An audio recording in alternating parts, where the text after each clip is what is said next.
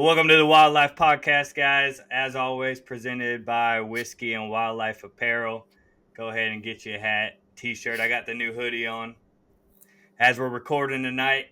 And we have just an ultimate killer on the podcast. I'm excited. I haven't met him in person. We have a lot of mutual friends in the hunting and fishing industry, so I'm sure we'll tap into that. Yep. But he's actually not drinking tonight. He's running a boat in the morning very, very early, so he's being responsible. We got to give him props for that. I got old Busch Light cracked. Corey, what you got tonight? I got Corona. Corona. Get that old Rum Mexican Dog. beer down. Hell yeah. Mm-hmm. Ain't nothing wrong with that.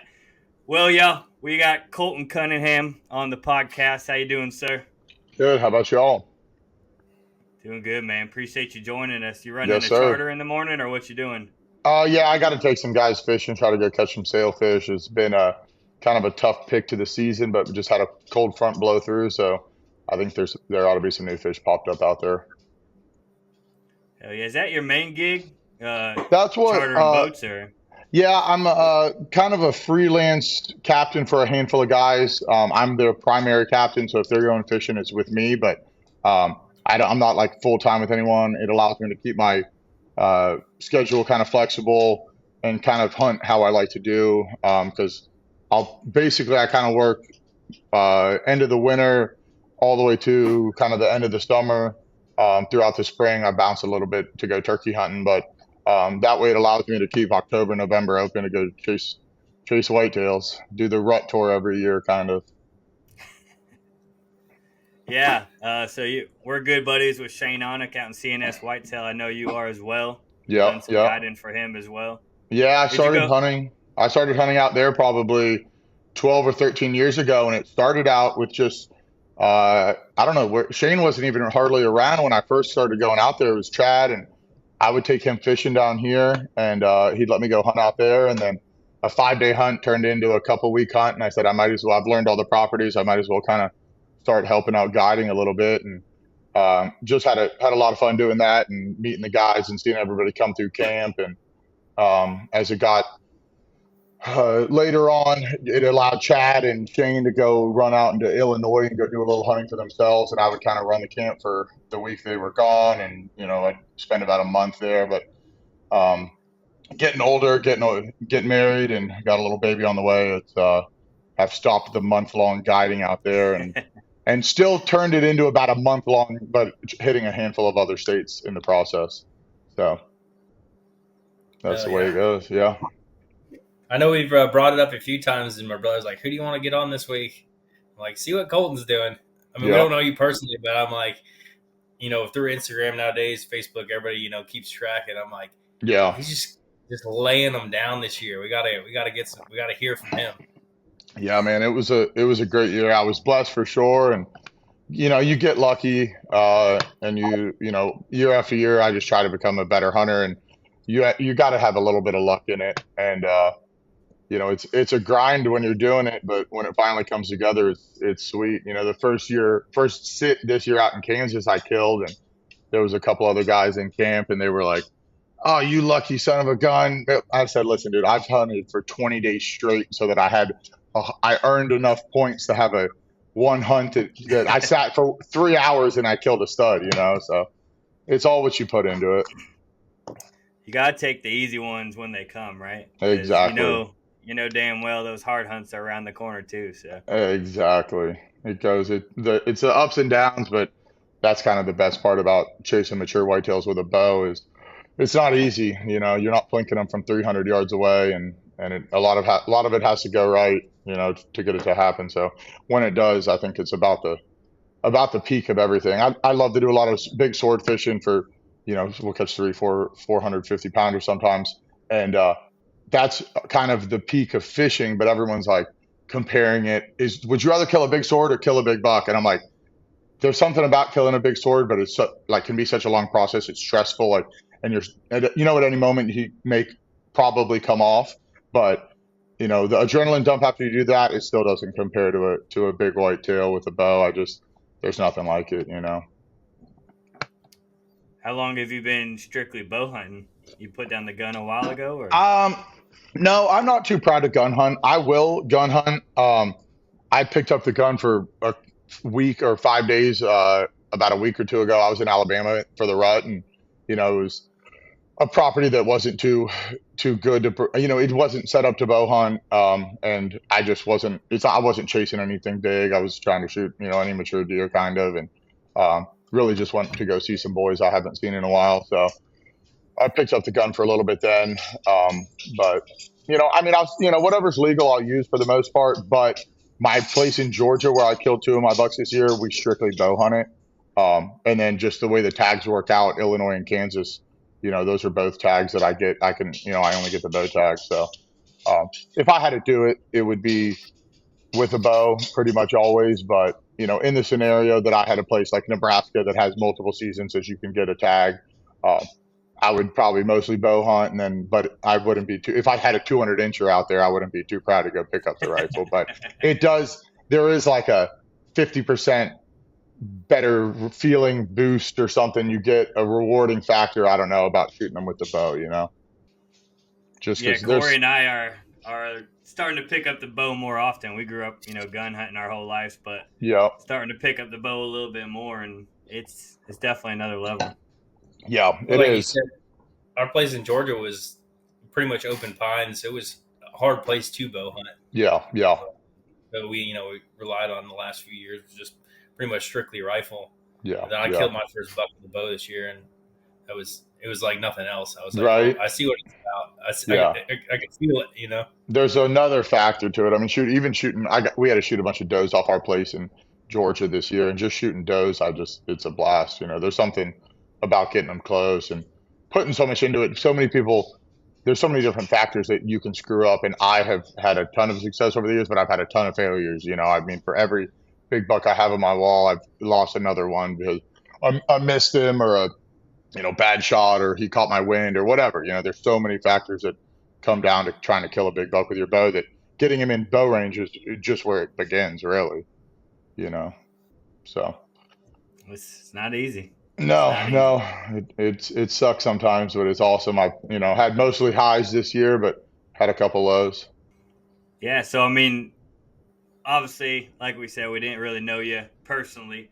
We're good friends with the Parlier boys. I know you know them. Yeah. Yeah, a couple buddies throughout the industry, but watching you on Instagram, man, I mean, it was like every week, every couple of weeks, it's like, damn, Colton killed another stud. Let's go.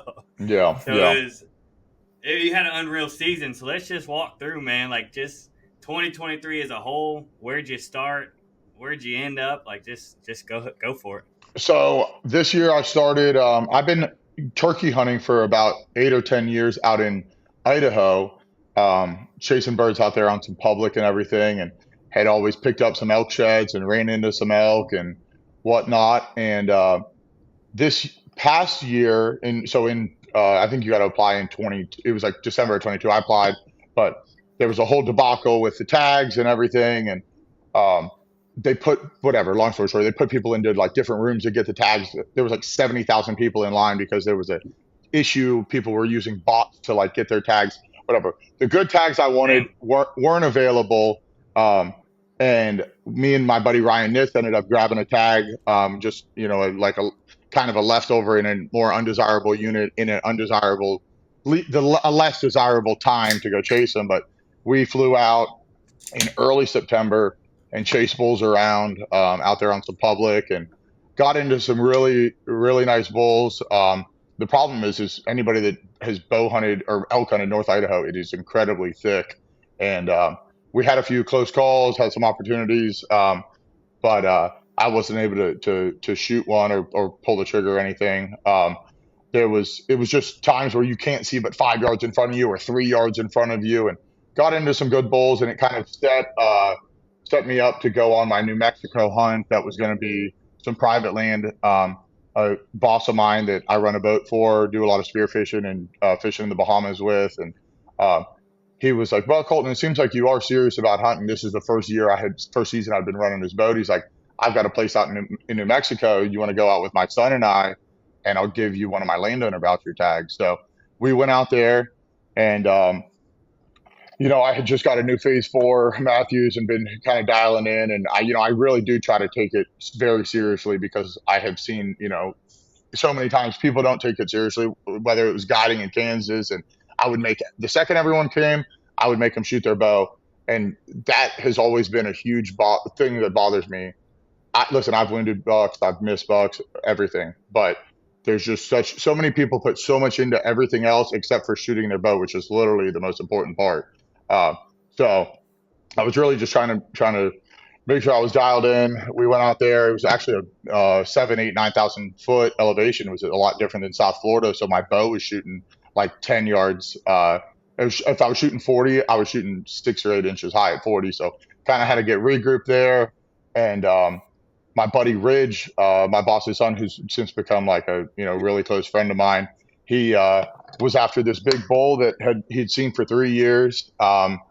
He lived on some public, and he basically, I think right around the start of the season, the end of August, early September, he would bounce off the public. He knew there was pressure coming, and he would push 20, 25 cows off the public down onto the plains. And he almost killed the bull a few years ago. And the way this bull was, he was the boss. You couldn't call him, you couldn't stalk him. It was very open terrain out there on the plains off of the mountain.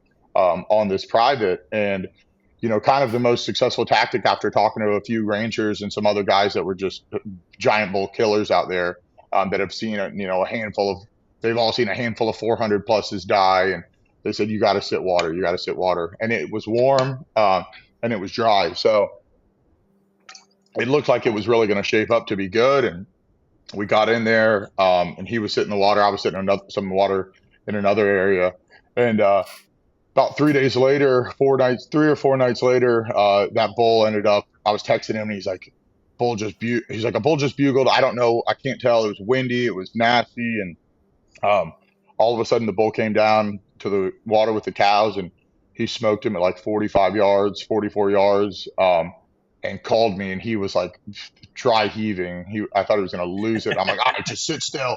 Bull ended up running and sitting down, and he made a great shot, but had missed right where you would think a heart shot was.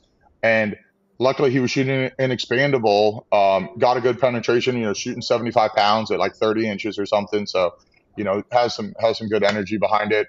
And the bull actually bedded down 45 yards away. His cow stayed in the watering hole, and the bull ended up tipping over, but thank God that he didn't, run that whole 40 minutes it took him to die, even with a shot right like that cut like the top of the heart off or something. It's just crazy how stubborn those animals are. I'd actually lost a big bull the year prior on my first elk hunt I had did out in Montana, so I knew how tough those animals were.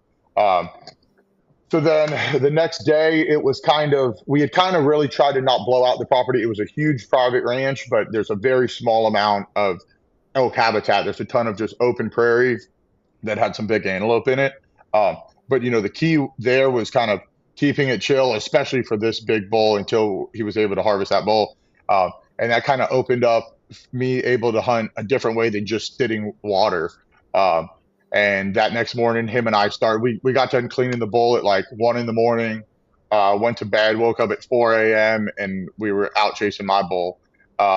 We ended up at the top of a ridge, and I bugled one time, and I saw a bull about 700 yards away pop up, and I said, "You want to sit here?" He's like, "Yeah, I'll stay here." He's like, "You go stalk him." So I slipped about 650 yards and got in, and as I was slipping in, a cow busted out, and at the time I didn't know it was a cow. She was like 10 yards from where I watched the bull bed, so I figured it was the bull.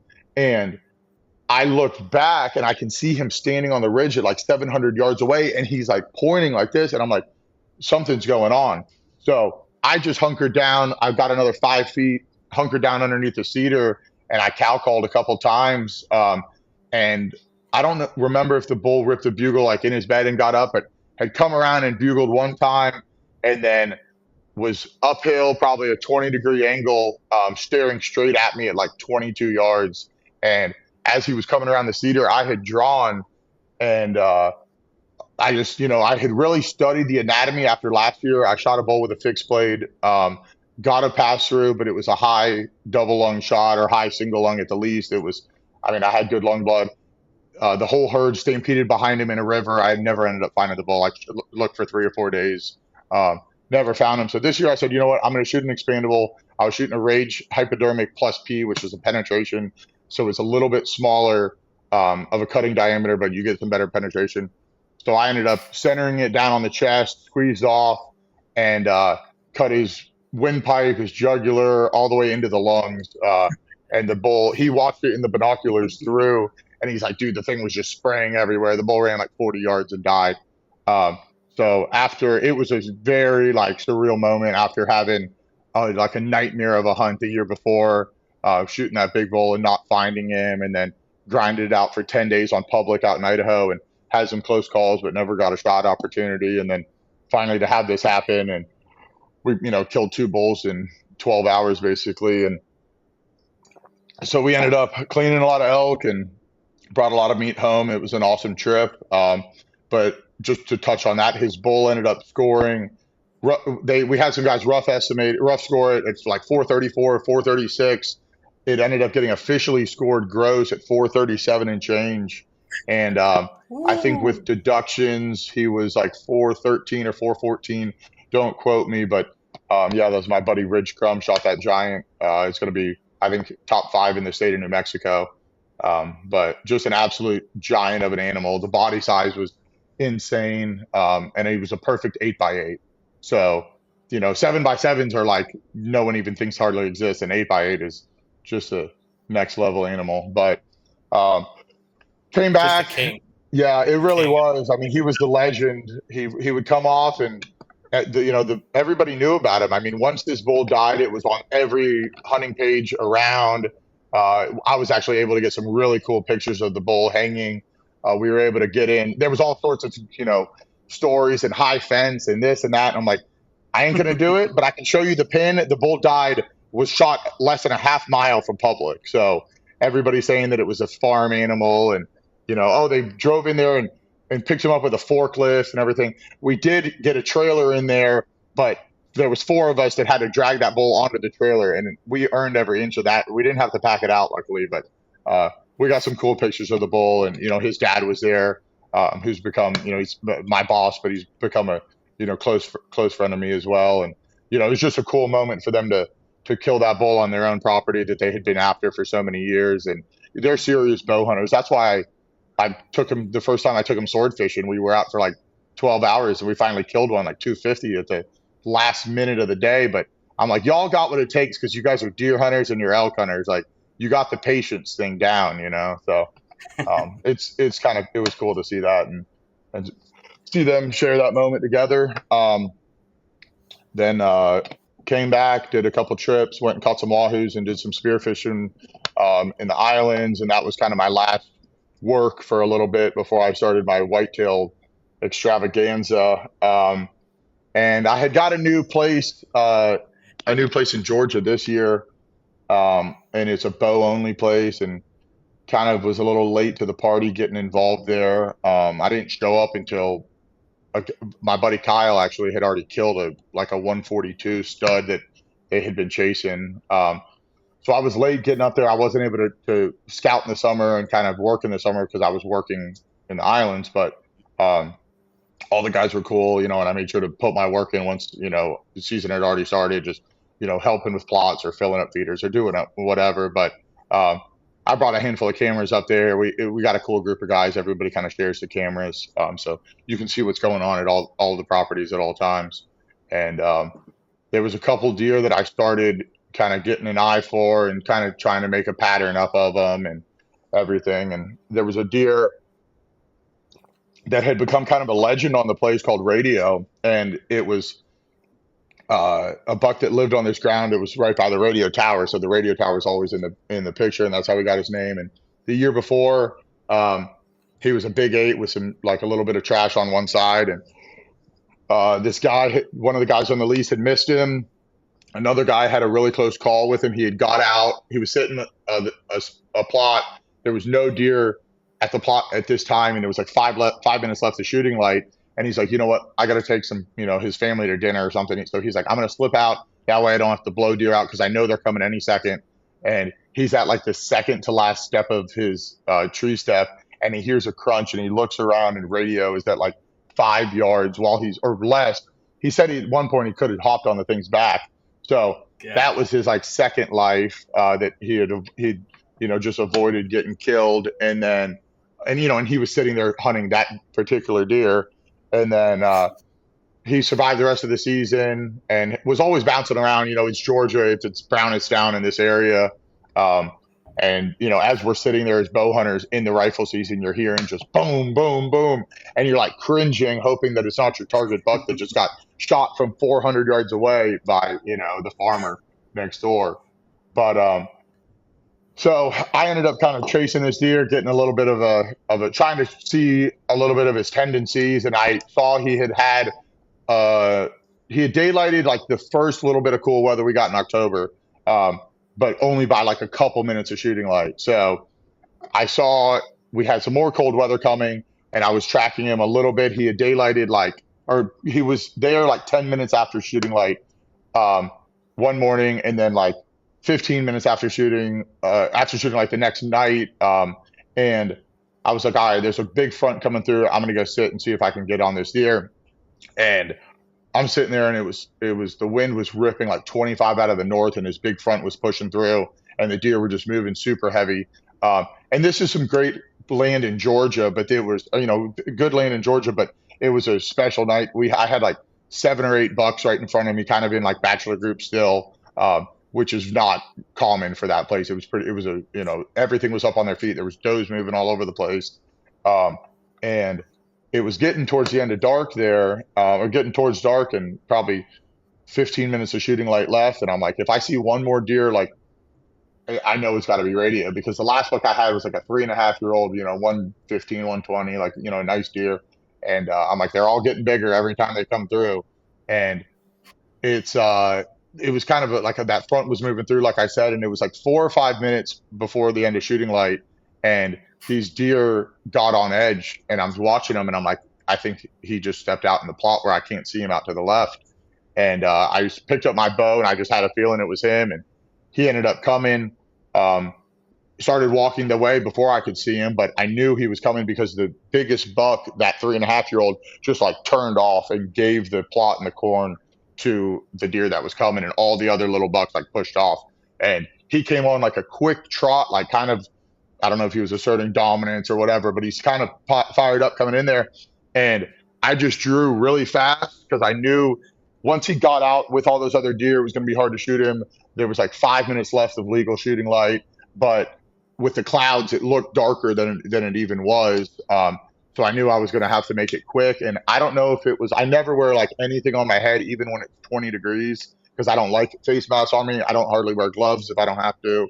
And I shoot a handheld release, and I drew, and I don't know if I hit my hoodies because it was like 25-mile-an-hour wind. I had to put something on, or if I just was trying to get into position to shoot too quick, and I squeezed off and shot like 10 feet over his back. And my Luminox, I literally went from being like, holy crap, I just killed radio, because as he was coming in, I'm like, he's at 18 yards, like, I've got this. And it was the worst feeling in the world to watch this deer run off. My arrow's like out, like shining in the pines, like 40 yards away, even though the deer was right below me. And that just like set something inside of me. I'm like, dude, if somebody else kills this deer, like, good for them, but I do not like you if you kill this deer. I just felt like I had to I had a vengeance against him and a respect for him, because he's just, the deer has had 9 lives, if you want to say. So I chased him for the next couple of days, and he actually ended up disappearing. And I don't think it was a pressure thing. He was just a big mature buck and had a pretty big home range once the rut came. I mean, a rut range, if you will. And he just disappeared, and he might have showed up. It was funny. I was asking my buddy, because he's been on the lease for years. I'm like, has radio ever showed up like over here? Like it's a mile to the east. And he's like, no, we've never seen him over there, but we don't really know where he goes. And then like 2 days later, he shows up like 2 miles to the east. And I'm like, well, I guess he's gone through there. So once he was there, he showed up one time. and kind of disappeared. And I was like, well, later in the season, hopefully he'll come back and he'll survive. And um, there was a point there where a lot of deer was getting hit. He was on the other side of a highway, and I was like, who knows what's going to happen. But Dad ended up closing out that. He kind of disappeared. I came back up there in October, at the end of October, before I went out west. Um, and we had just kind of had some big shooters start showing up from the rut, new bucks, and I chased after them for a little bit, but we were getting some good weather. It was still kind of slow in Georgia at the tail end of October there, but my boss, the same guy that had the place in New Mexico, he's got a farm in Pike County, Illinois, and he was already there hunting, and he's calling me. He's like, I just saw a giant tonight. I saw 4 giants tonight, and there was that huge cold front that ripped through the Midwest in like the end of October that it seemed like everybody killed a good deer during that time if they were out in the woods or had some really good encounters. So I said, you know what? I'm out of here. There's some bad weather coming before the cold weather comes in Georgia. And I didn't want to be in Georgia in November 3rd or 4th while I was supposed to be in Illinois and then bounce into Kansas. So I said, I'm going to make the most of my November and go. I can hunt this Georgia place whenever. So I slid back to Illinois and hunted. His place is an absolute, just a piece of art, just crafted for whitetails. It's, grow a bunch of ag, and they sell some, but most of it's just grown for the deer. It's set up like as beautiful of a place as you could believe. And it was a cool opportunity to get to hunt that place. And I ended up moving into a bedding area there, like the 4th or 5th morning I was there. It was real cold, and I had not had a ton of action rattling or grunting, but I knew that any minute, I think it was November 3rd, and I knew this was really getting to be the right time, that they hadn't, the first does probably hadn't, come in, or they were just starting to. So I knew that the big bucks were going to be on their feet, and it was kind of a slow morning. I hadn't seen much, and I was using just like the black rack this year. I've had some good success with it, but I hadn't ever actually killed a buck with my bow that I'd rattled in. I'd had some scenarios where I rattled in some shooters that didn't work out, or just rattling a lot of like 3.5-year-old and whatnot deer and having them come through, but just, electing to pass. So, but in my mind, I've always said a thing like, I believe a lot of guys that go rattle and they're not ready to put their antlers down and shoot in a quick enough time if you're bow hunting, especially. So I made sure I stood up and I put my back to another tree that was close enough to my stand. And I saw a little V in the tree, and I'm like, I can get my antlers here. Cause I was in a tight bedding area. There's cedars all around. I can see like 50 yards at the most.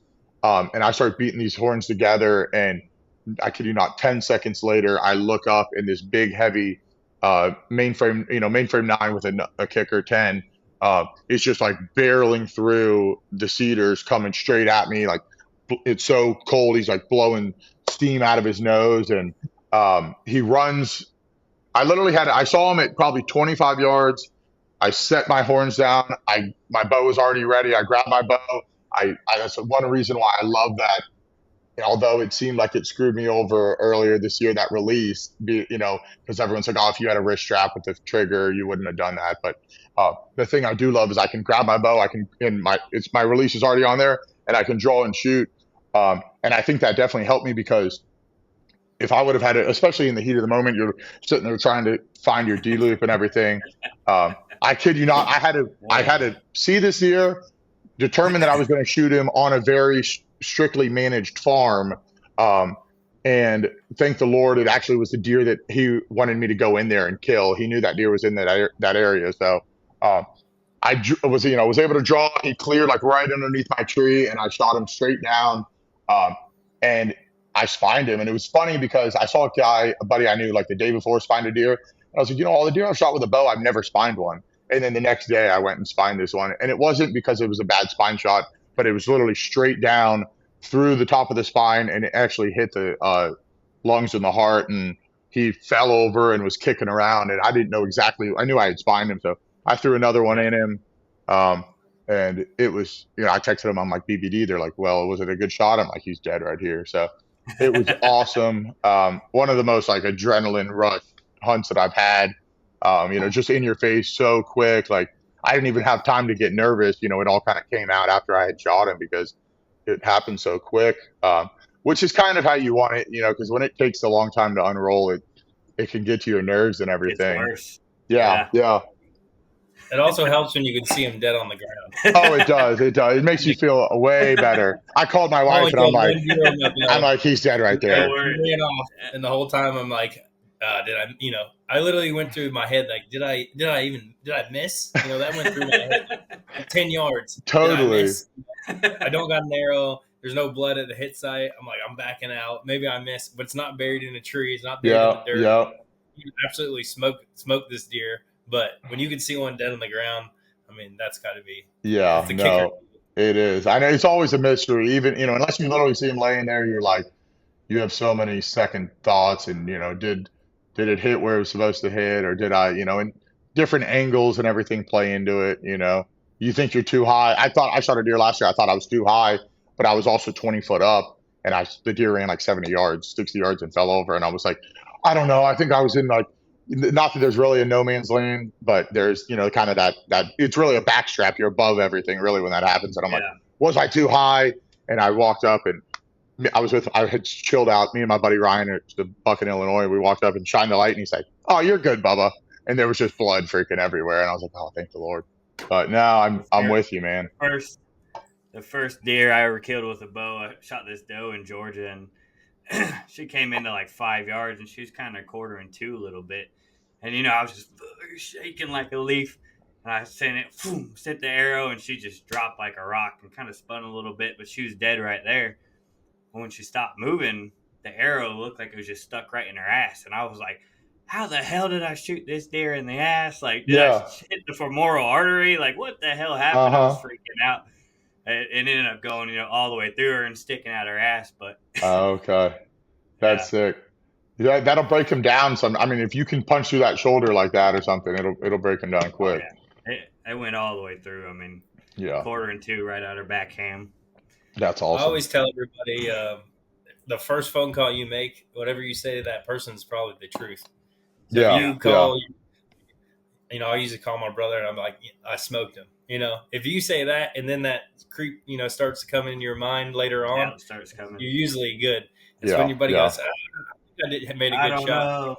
I don't know. It's screwed up. Yeah. There is a pretty good gut feeling when it happens. And, I love Luminox, or this year I was shooting actually. So there's some ones on Amazon you can get like 6 for $18 instead of 3 for $35. But I love that. And everyone's like, oh, the people complain about them for any sorts of reasons. But I said, especially a low light scenario, you don't know where you hit that animal. And not that it's going to make you have a better shot, but it's going to give you a world more of information, Mm-hmm. So I put every single arrow I shoot, whether it's practice or not practice, has a lighted knock on it. And it just gives me a lot of confidence to actually see what's happened. I got a 163 I shot out in Kansas with Shane and shot the deer. I wasn't too sure about the shot.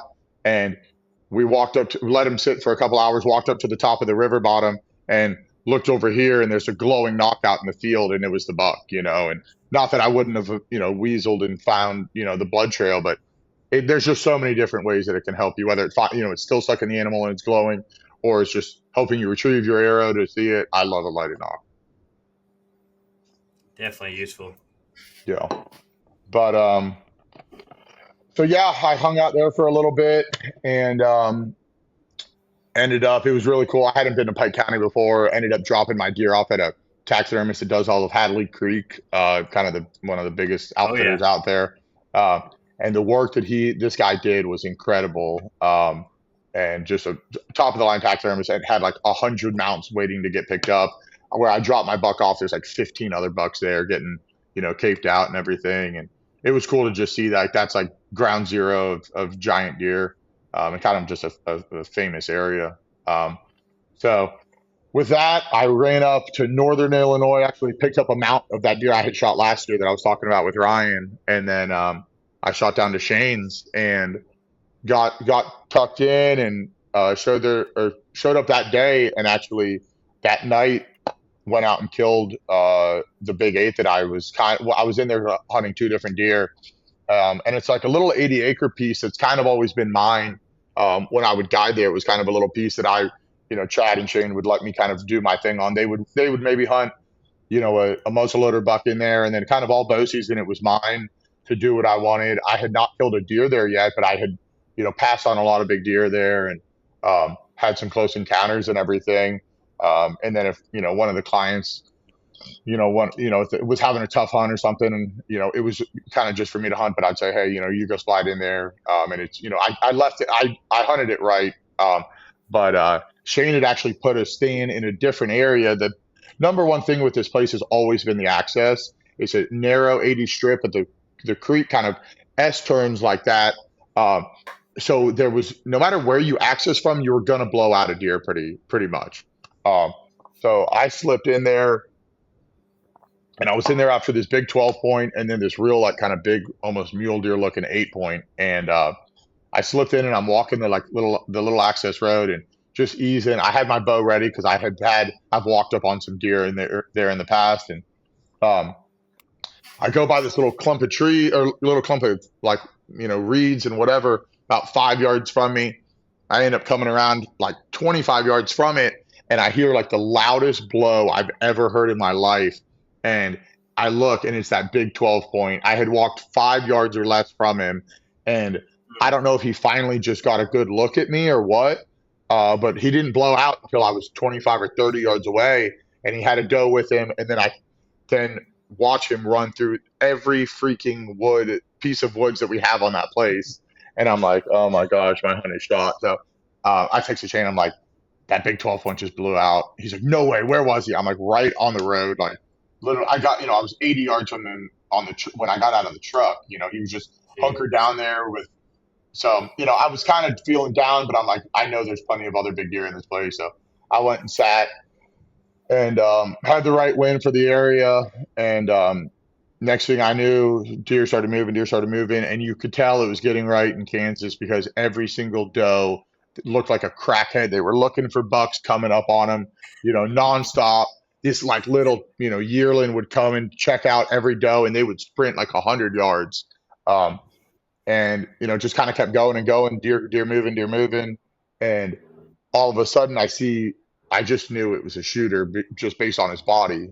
And I'm like, that's a huge buck. And then there was another really big deer that actually had a bigger frame than him, but I think he was 4.5 at the oldest. It's just this giant 8 that Shane had like a mile or two to the east.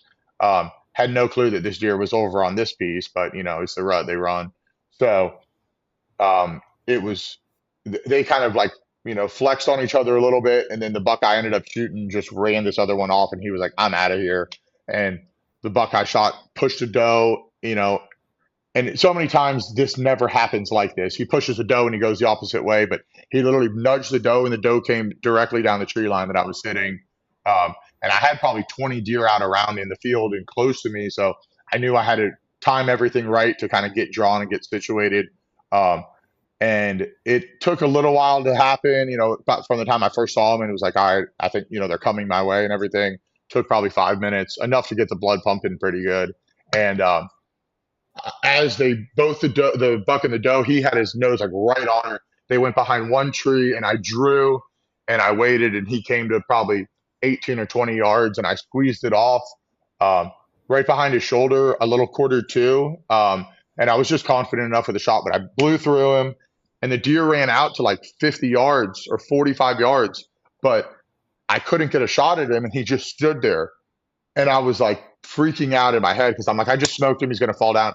I pull out my phone, and I'm like videoing him, and I'm like, he would have fallen down. And I would have tried to shoot the deer again. I could not. I had zero shot. I'm just saying that as a disclaimer because I hate when people shoot a deer. The deer is still in range, and they're like, he's going to go down. I'm like, put another arrow in the deer, I couldn't shoot this deer. And I literally was stretching around the tree. Like, I'm like, I can't. There was a whole nother tree I had to shoot through. So I couldn't get another shot at him. So I'm just watching him. I'm taking a video just to help me kind of log that where he was, if he goes, and, just to help for the recovery. And I could see this hit, and I'm like, if I drew where I wanted to shoot a deer, it would be right there. but there was no blood coming out of it.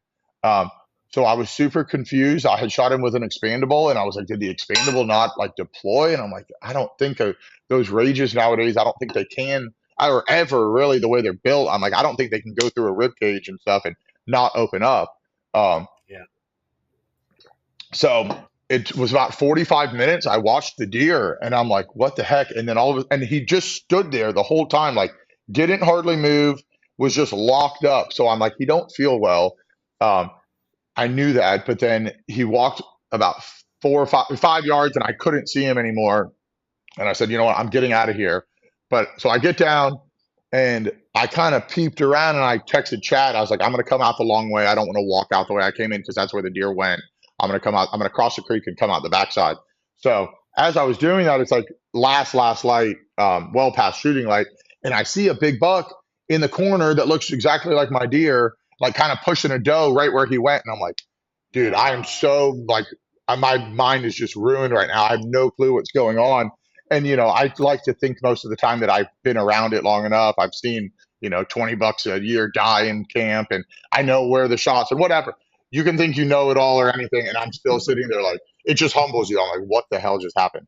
So, Yeah.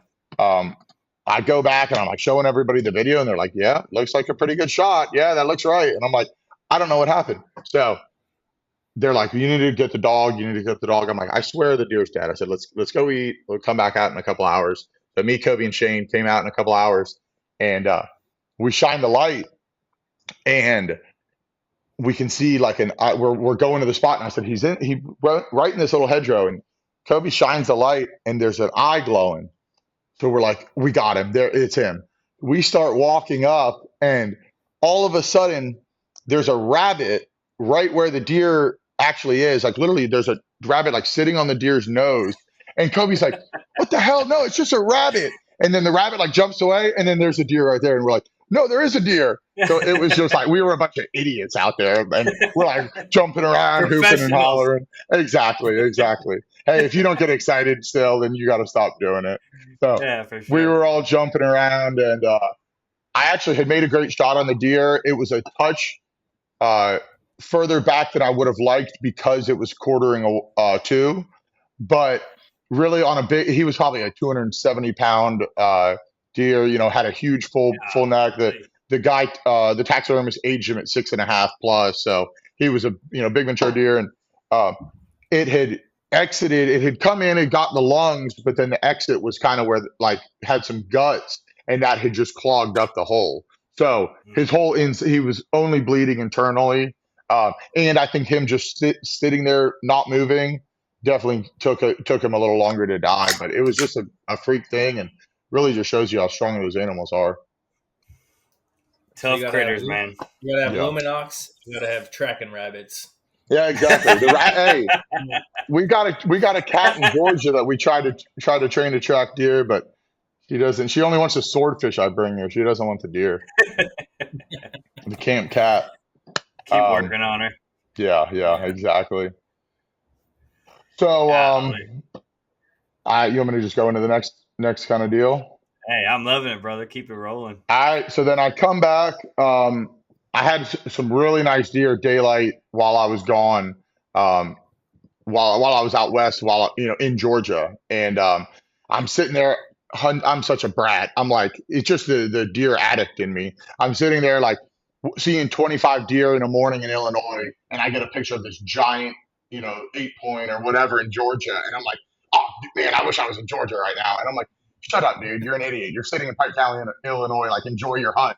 So my whole mind was like just wanting to get back there. So thank God I had such a good kind of hunt out west. 3 or 4 days in Illinois, I killed my buck. And then the next sit, actually, I didn't hunt again. The next sit, I killed my buck in Kansas, I think a day or two later. So I was like, this was, incredible. And I was like, this is already one of the best. The one buck in Illinois went like 151 and change. And I didn't score the buck in Kansas, but he's a big mainframe 8, but he was missing a brow, but he had some like little drop and a couple other things. And just a big, very impressive looking deer. I don't think he'd score a ton, but he's in the 140s, I'm sure. and just a good mature, bow buck. I was stoked on, and really was just kind of happy with the way the year had gone, and anything else was going to be a bonus. And I ended up back in Georgia. The deer had kind of flaked off by that point. It was kind of mid-November or so, and not quite. I don't know. I guess it was probably still the 8th or 9th, but they were just acting a little weird. They weren't, pushing too much. The weather had gotten warm. I had a swordfish tournament. I had to go back and fish, but I was like still in my deer mode, and I'm like, I have to get my days in. It's like a 3-month tournament, and I have to get my 5 days in. So I've been waiting for the right time, but I said, you know what? The weather looks good to swordfish. I'm going to run back and fish for a couple days and go to work. And then there's a cold front coming in like a week in Georgia, or 5 days. So that gave me time. I had been gone from my wife for a couple weeks, who's pregnant. So I'm like, that'll give me time. I'll get back. I can see the wife. I can, take care of her a little bit, go do some fishing, and work. And then I'll run back up here for the cold front that's going to be in like the 10th to the 14th or something of November there in Georgia. And I ended up shooting back up there and was still hunting that deer radio, but I had no real sign of him. So I was sitting in the place that I had him on camera like a week ago or 2 weeks ago, and I was like, he's bound every 2 weeks he's showing up somewhere. Like, I'm bound to run into him eventually. So I'm sitting for him, and I don't see him. And I see like a little bit of rutting activity, and there's enough does on this clear cut that I'm like, he's probably in the area. And I was dedicated like the next 4 days. I'm sitting there. I had the right wind to bounce between there or another stand nearby, and just kind of put all my eggs in that basket. So I was making the rounds. I had gone and corned up some other areas, worked on some plots, did some stuff, and at like 10:30 or so, I checked my camera while I was already out of the stand, and I get a picture of this big deer that we called Louis. We called him Wish.com Louis, because Louis was another deer that had gotten killed that was looked like a bigger version of him, but they looked like they were twins. So, or we called him Louis 2.0, whatever. So he had disappeared also, but like any other time, actually, when I left to go back to go swordfish, he daylighted for the first time out of nowhere, and I'm like, crap. So whatever. This is like now 5 days later, I'm sitting there, I get a text, and he's at this plot at like 10:30 in the morning, just eating by himself. And I'm like, what the heck?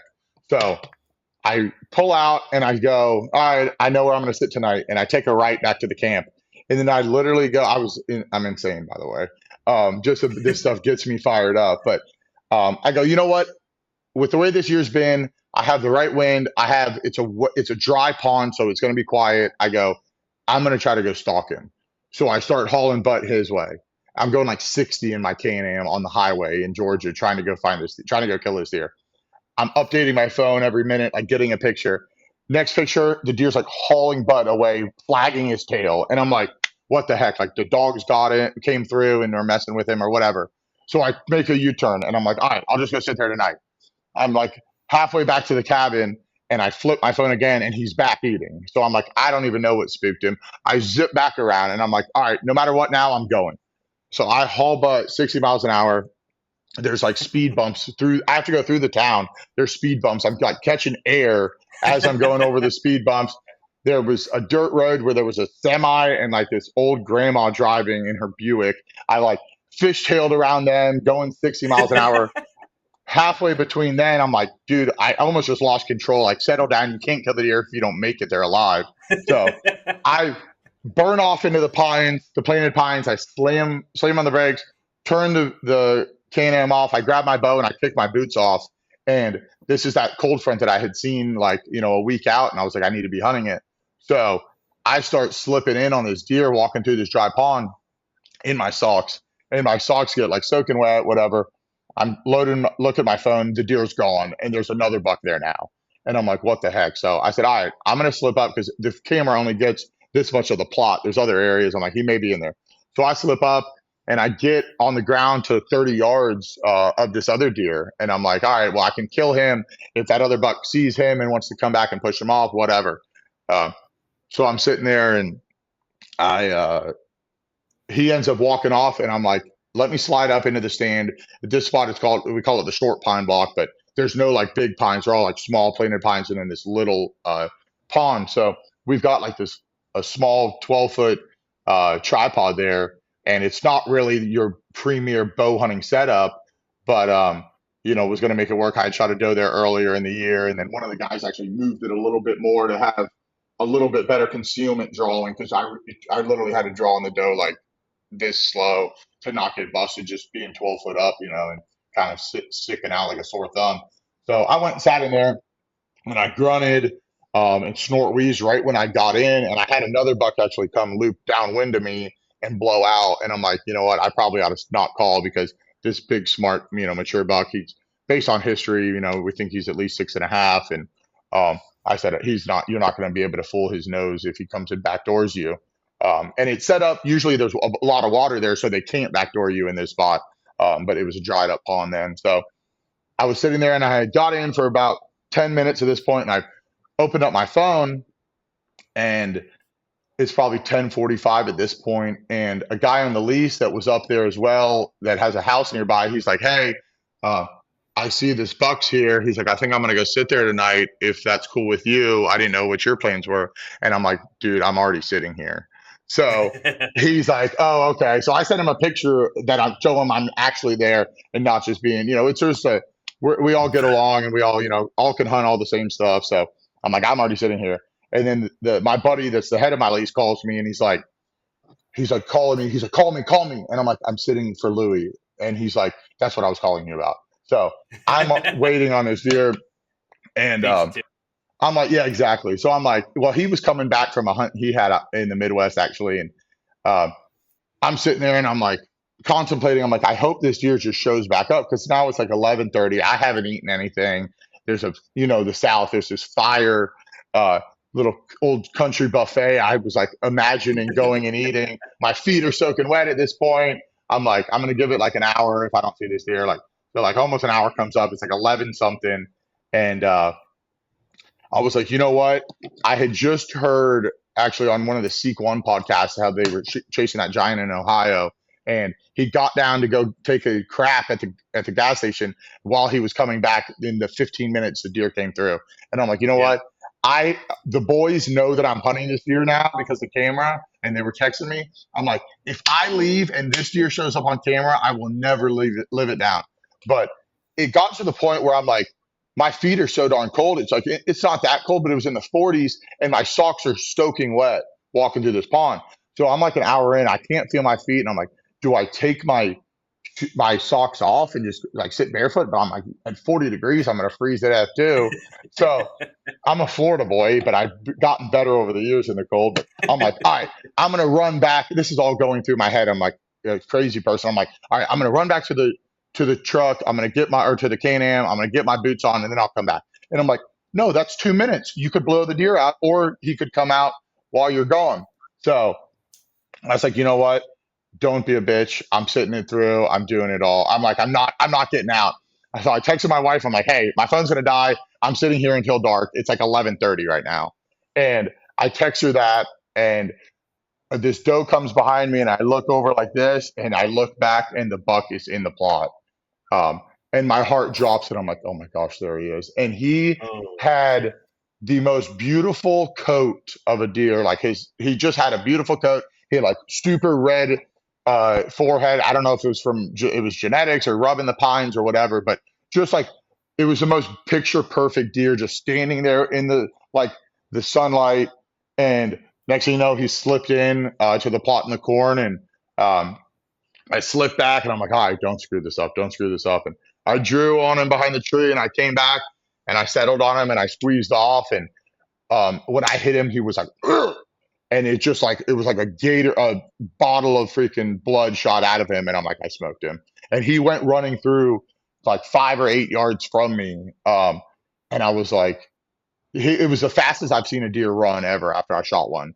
And he went blitzing through the pines, and I was sitting there, and I called the guy, my buddy Kyle, and he's like, you did not. And I'm like, I did. And he's like, I knew you weren't calling me to tell me that you got out. He's like, I knew you were going to write it out. He's like, I knew you either said you actually had to get out for some reason or you killed him. So he was coming back from his Midwest hunt and he's like, I'm an hour and a half away. Do you want me to come? And I'm like, yeah, stop by. So he stopped by. I went back to the camp. It was super cool because I have him walking out on camera and actually him mule kicking um, on camera after I shot him, and the arrow sitting in the ground like 3 feet from the camera that's covered in blood. And it's grainy because it's a Tacticam and it ain't all that clear even after I HD him. But you can see me sitting in the tripod in the background too. So Hell yeah. all the boys saw that, and the guy sent it in the thing, and they're like, "That deer looks like it's shot. Like, who's sitting there?" Like, and then the guys are like, "Isn't Colton catching swordfish right now?" And then one of the guys is like, "No, he's at camp," and he's like, "Ah." So, Fucking Colton. yeah. So it was awesome. The guy ended up showing up, and my buddy and we ended up tracking that deer, and he was a big mature buck. I think he was almost 200 pounds. After I think he had rutted down a decent bit, but was just awesome and super rewarding to kill a deer like that. A 142 inch, basically mainframe 8-point in Georgia with my bow during rifle season. And then there was, after I had shot him, some pictures went around at the processor and whatever. And there was a couple guys that had been chasing that deer with their bows, with their rifles, with whatever.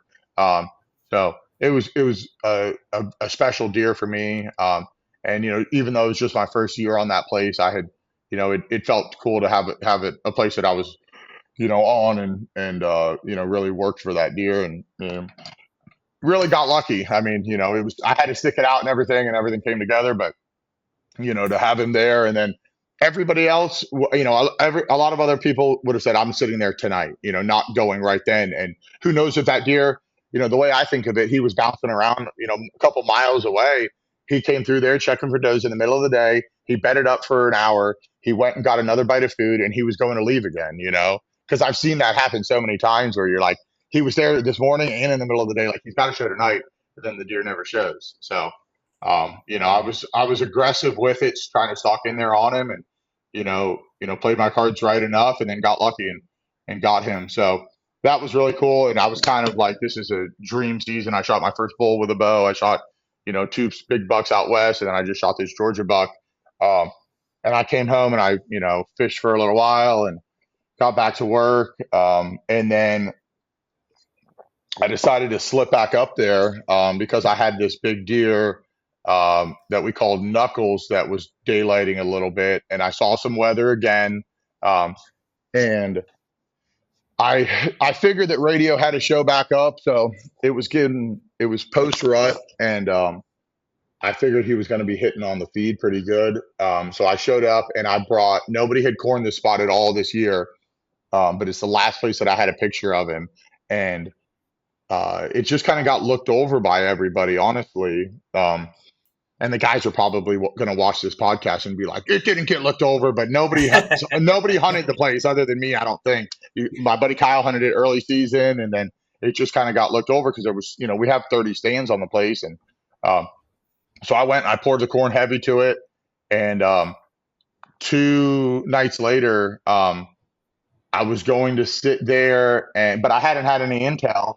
So I went and sat another piece, and radio daylighted after not having him for like 3 weeks, and this whole time you're like, the deer's dead. I mean, there's, I'm checking the like Georgia deer hunters Facebook pages, and I'm checking like the local processor page to see if they had posted a picture of him, because he's a very unique deer. And, he showed up. I'm like, holy crap. So I, was, like, I'm back in the game. I kind of know where he's at, and, chase him a little bit. It just didn't work out. And it was, I think he ended up daylighting another morning while I was there. And, it just wasn't a good place to hunt in the morning. And I ended up trying to get back in the next morning and hardly saw anything. I think I blew a lot of deer out. But I was just trying to kind of push my luck and get in there. So, he disappeared for a little bit, but I knew there was another front coming. So I left, I went home.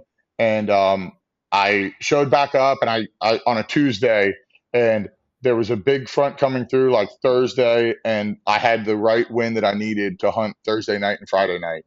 And I dumped a bunch of like whole cob corn, which I don't know. I think I've had more success with that than I have with just a pile of corn. I think it's a little more natural, even though, and I definitely think it's better than a feeder. A deer that grows up with a feeder, sure. But I think those deer a lot of times are leery about a feeder.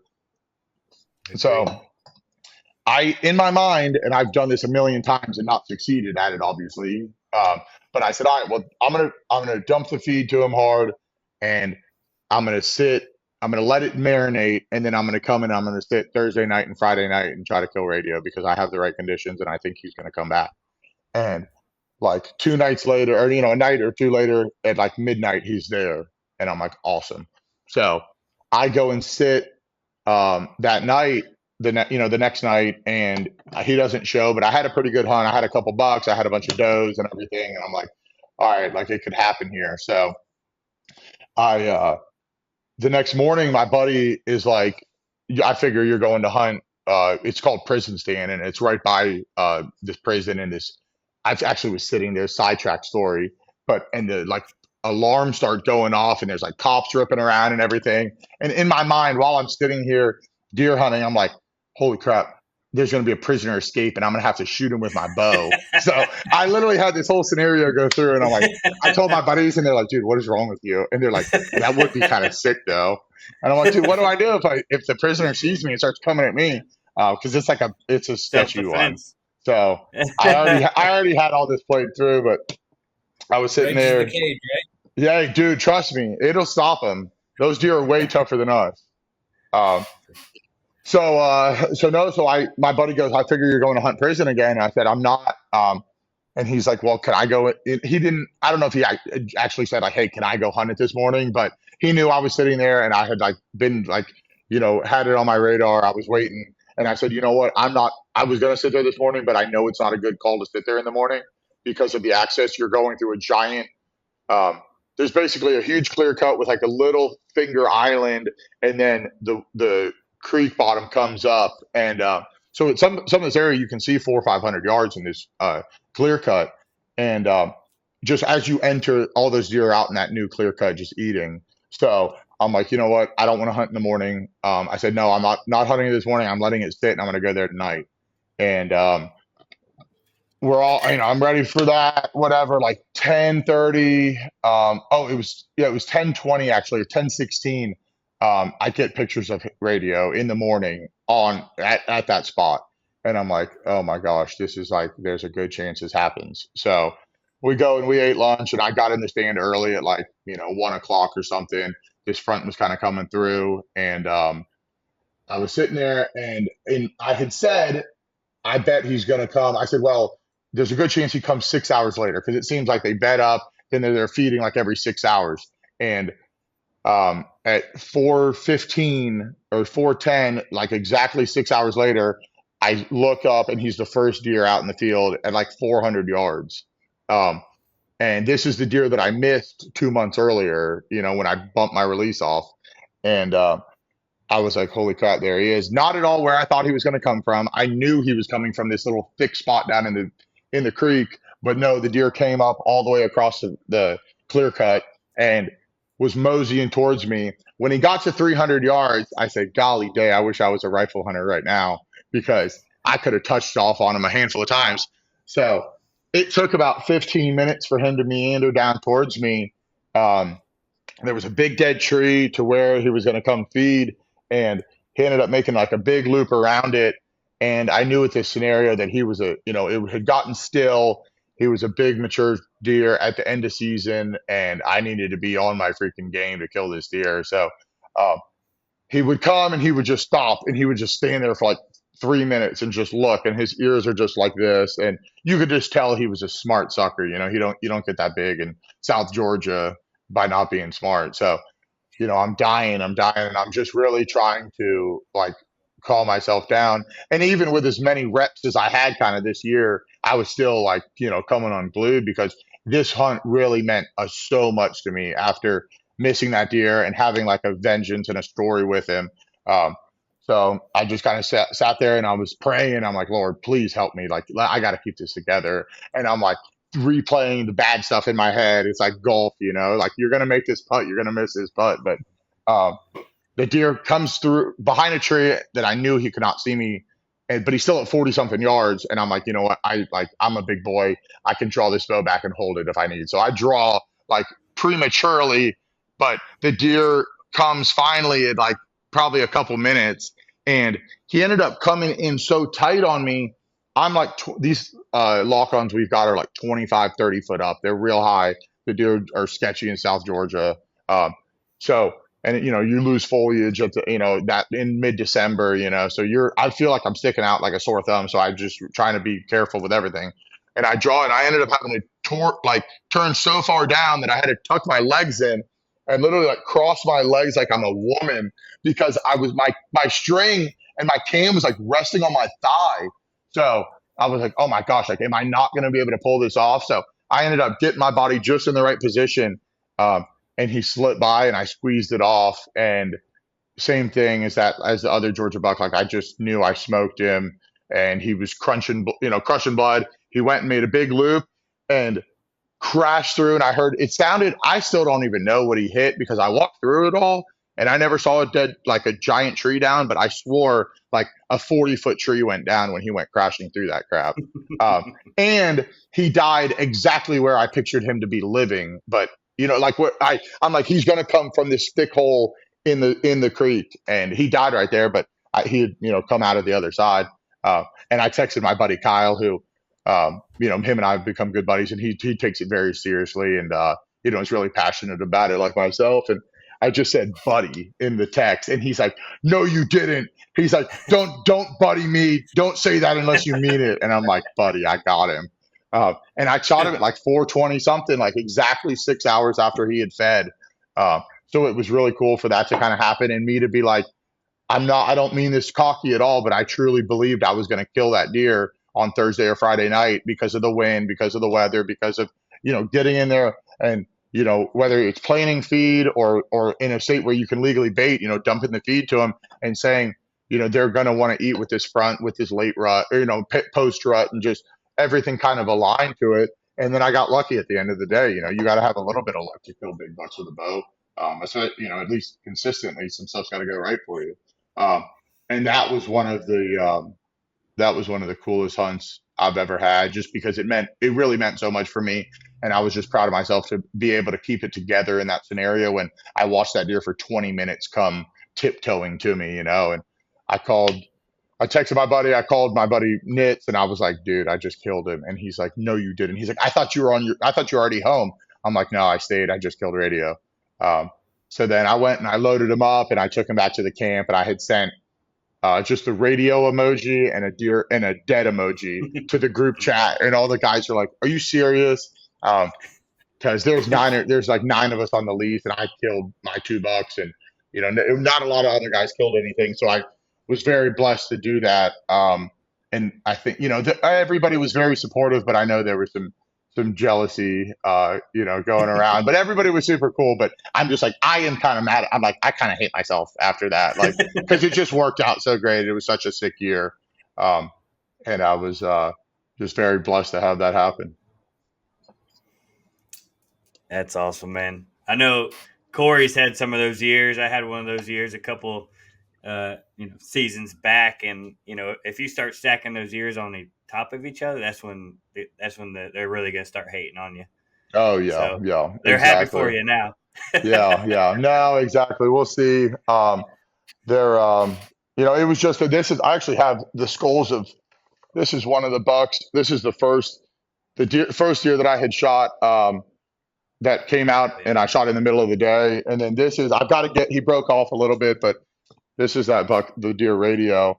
And he's got this turkey foot, which is just a cool thing on the deer, but I just figured I'd grab those. My other 2 deer up in Kansas and Illinois. But it was, he was just such a unique deer that when I don't have anything like him on my wall. And when I missed him that first time, I'm like, dang, like he had that cool turkey foot. I'm like, it was such a cool characteristic, and he had, really long G2s, and it bummed me out. I'm like, dang, man, I really would like that deer. And then I just became obsessed with him. And, when I finally shot him, I just sat there at the end after I found him, and I didn't, put my phone away, and I just kind of stoked it all in because, not to be cheesy, but it's a part of my life. It's it's like what I love to do, I mean, you had an absolute, just a banger of a year. Yeah, no, And it was awesome. from the inside, it was like, it would seem like it, not being there, not, going through it, but it was like it seemed like it was every week. It was like, good Yeah, Lord, just stacking bodies, just yeah, killing. it was Which, killer, man. social media, everybody loves it. You Yeah, can kind of go along with the ride. I know you do a good job, kind of putting that story in there. I know that yeah, radio buck, when you killed it, it was a big long post, but yeah, it yeah, gave that exactly. story. It had a lot of meaning to it, so it was No, exciting exactly. to see.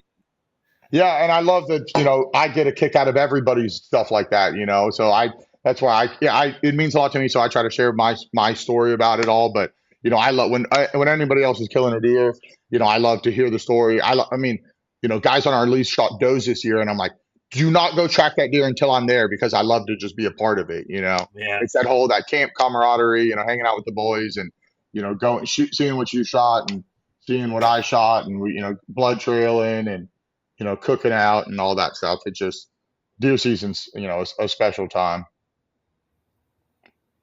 Can't beat it. Yeah, yeah. And That's then why we do it.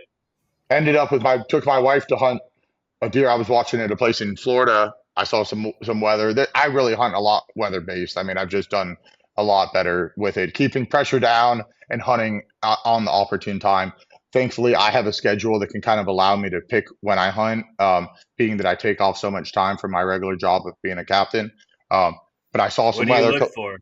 What do you look for? A cold front, basically. The right wind, number one. I mean, and then a cold front. The high pressure front coming through, and it doesn't always have to be, catastrophic cold. I think sometimes a catastrophic cold will shut it down. And you'll have some good movement by some deer, but you'll have a lot with a catastrophic cold. You'll have a lot of like midday movement, and I think you don't have a ton of movement with those bigger deer. But just you get like a 20-degree swing or something.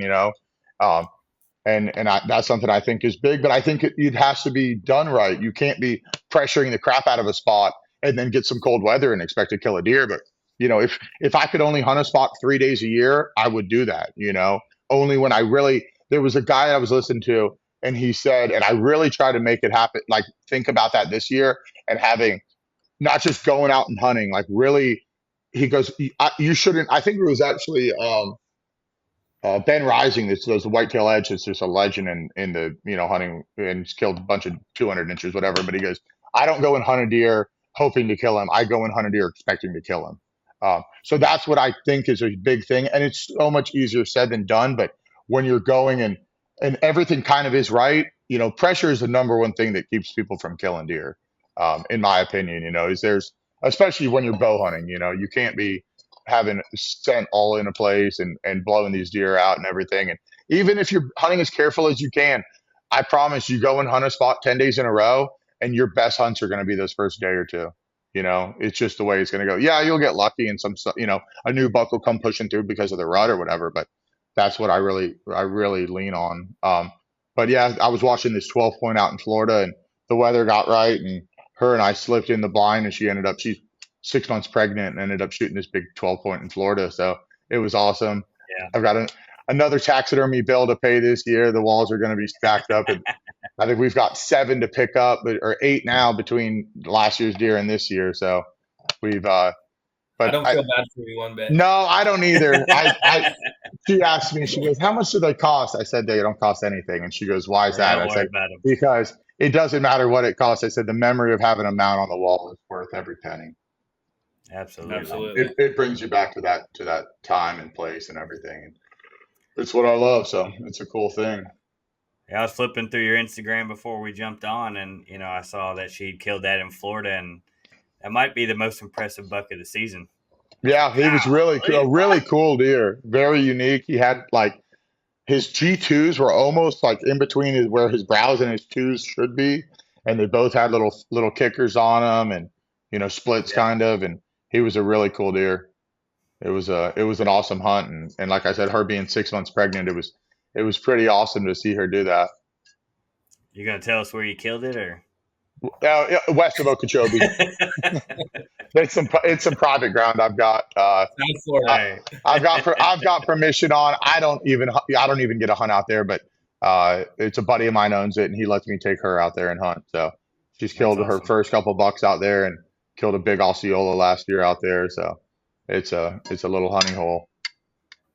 You got to have some good friends. Yeah, exactly. That's how that's how I try to do it. Make a lot of friends around the country along the way, and I've kind of never been a big I haven't really ever paid to go hunt places. I've always said, hey, I'll take you fishing, you take me hunting. So that's how it's kind of worked out, and then just meeting people all over the place, and I mean I'll get a lease here and there when I can. Like I'd have that Georgia place, and I had a place in Florida last year that I mean, it's just not worth the money anymore down here in South or Central Florida. Paying upwards of 10 grand a year to go kill, 100-inch deer is. I still love killing. I don't have to go shoot a 140 or 150 or 160 or whatever to have fun. If I was hunting Corbett area and I shot a legal 6-pointer with my bow, I would be freaking out. Just like it's just wherever I want to shoot, whatever is a challenge. So that's kind of what does it for me. I always joke, I'm like, I still love going and catching bluegill, and I'll go and catch marlin and sailfish and, wahoos and swordfish and whatever. But I want to go catch the biggest bluegill in the pond, but I'll go catch bluegill all day long, or crappie or whatever. So I just enjoy the outdoors, and I know y'all do too. And it's been fun. That's why we do it. It's a lifestyle. Yeah, exactly. We appreciate you coming on. Yeah, giving man. Your stories. I had a good time. I hope I didn't yap too long and take it from you guys. If you guys got anything to say, now's your time. I'll shut up for a minute. People listen to us enough. I was going to say we're going to be down your way in May for the Florida Outdoor Expo. So nice. Well, give me a holler. Yeah. Give me a shot. We'll go out and catch a fish or something. Oh, sounds like a plan. Don't tempt us with a good time now. Right? Exactly. We'll go find something to pull on that time of year. There you go. Love it. But yeah. Hell yeah. All right, brother. We appreciate you coming on, man. Hell of a lot of good stories. Congrats on your season. Thank you, guys. I'm very blessed. It was awesome, man. It's going to be tough to redo, but we'll see. Can't do it unless I try. Yeah, we got next year, brother. Yeah, exactly. But thanks, guys. I had a good time. Yeah, exactly. I got to get ready for it. So thanks, guys. I had a good time, and appreciate you. Good chatting with you guys.